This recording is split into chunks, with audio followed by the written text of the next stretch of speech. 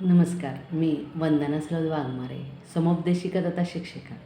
शुभम भवतु सुप्रभात. आजचा सुविचार आहे, एक पेन्सिल बनवणारा व्यक्ती असतो आणि तो पेन्सिल बॉक्समध्ये भरत असताना पेन्सिलशी संवाद साधतो. तो म्हणतो की बघ, तू जर चांगल्या व्यक्तीच्या सहवासात गेली तर तुझ्या हातून चांगलं कार्य घडेल. आणि हे अगदी खरं आहे.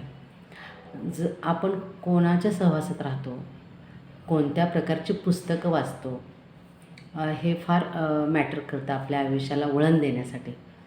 असे एक वाक्य आहे बघा, सुसंगती सदा घडो, सुजन वाक्य कानी पडो. अगदी खरं आहे.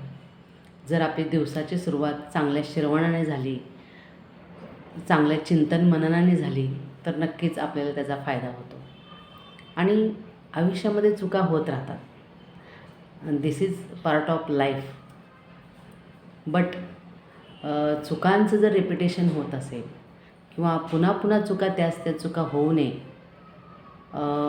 असा जर विचार करून जगलो तर art of life this is, हे आपण लक्षात घेतलं पाहिजे. जीवन जगत असताना आपल्याला कोणाच्या सहवासात राहायचं आहे, कोणते पुस्तकं वाचायचे आहेत, काय ऐकायचं आहे,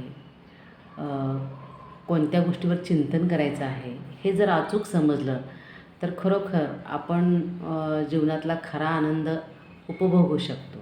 धन्यवाद. शुभम भवतु स्वयं भव.